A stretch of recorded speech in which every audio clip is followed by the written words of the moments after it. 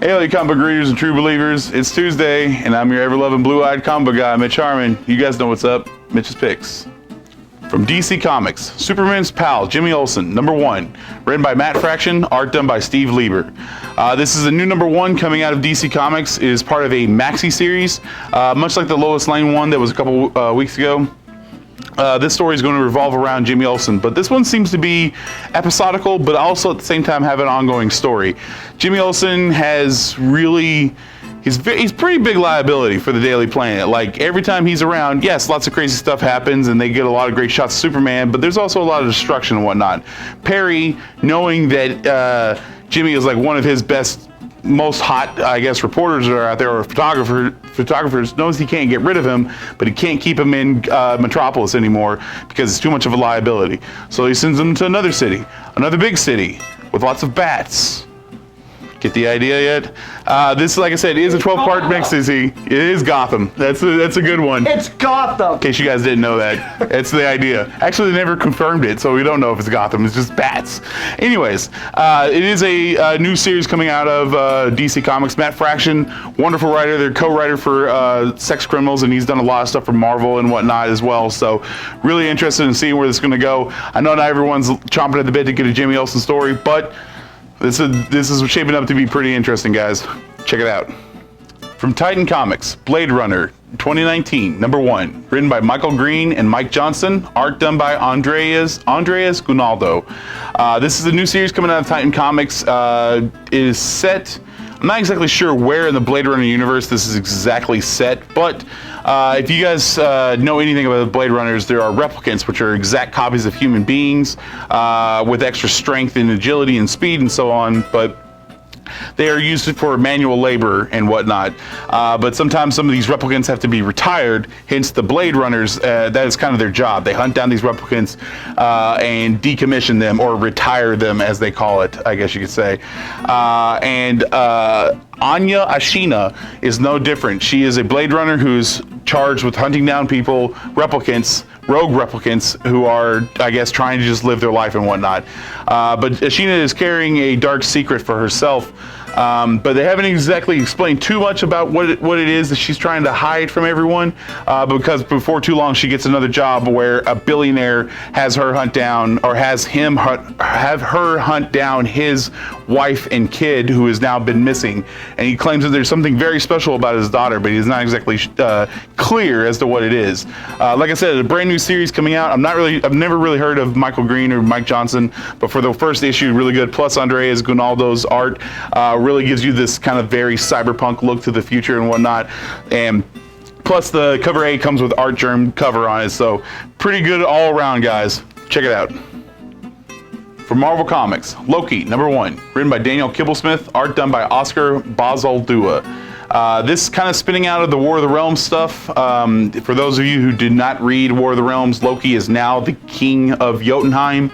He sits on the throne in Jotunheim, whereas Thor sits on the throne in Asgard. Two brothers who are ruling the kingdoms.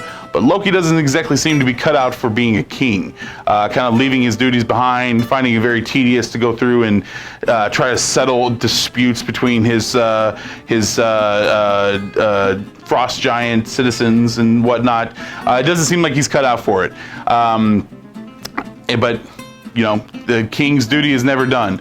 Whereas Thor is still trying to deal with being the All-Father and all this heavy weight that kind of came from being out of the War of the Realms, gets a vision, and what he assumes is just Loki trying to mess with him, but not realizing that this is a message from the future, from an alternate dimension, Odin, I believe, or maybe it's the future Odin. I'm not entirely sure. There's only the first issue, guys, but the idea of watching Loki and Thor rule over their kingdoms together is very interesting. Also, Loki, being the god of tricks, is constantly finding ways to skirt his responsibilities as the king of Jotunheim and whatnot. This is a new series, ongoing as far as I can tell.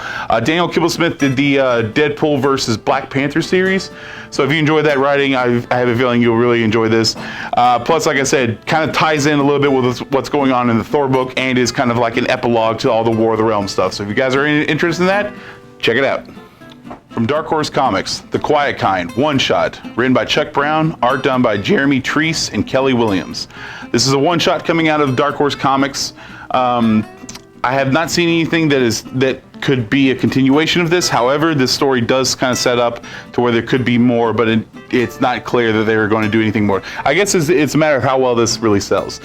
This book revolves around Solomon. Solomon is a kid who's getting beat up at school, bullied a lot, but he's having these very crazy dreams of him like fighting monsters and having these magical powers. Till one day he wakes up and he sees this fox kind of sitting over his bed after he wakes up, telling him that he now has the spark inside of him from the eternal flame, I believe is what it was called.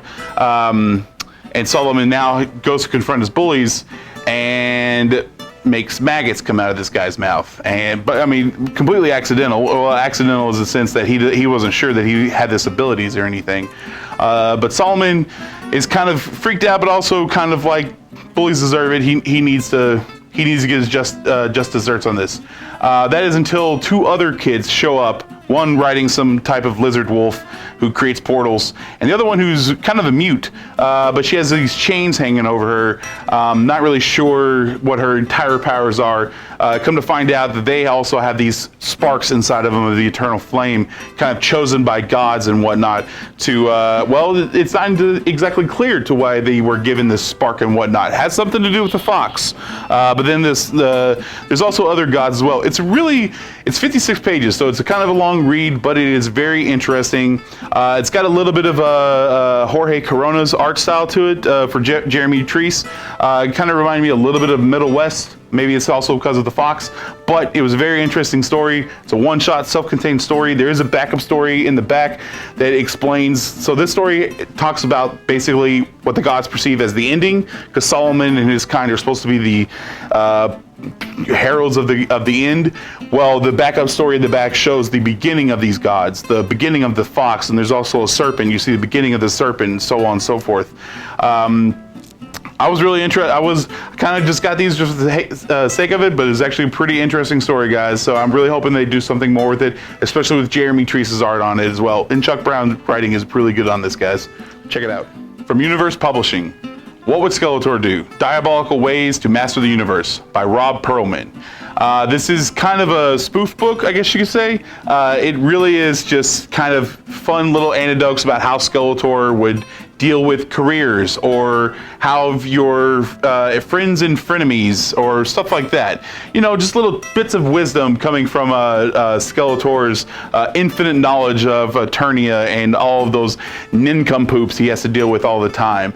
It's a fun little story. It's really there's not really a story to it. Like I said, it's very anecdotal, where it's just basically Skeletor giving you life things.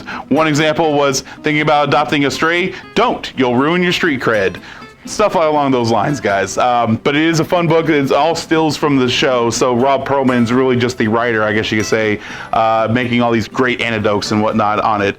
But it's a nice little small book too. $15, can't beat it for some wise wisdom coming from Skeletor, guys. Check it out. That's all my picks for this week, everyone. Keep reading your comics, true believers. See you guys next week.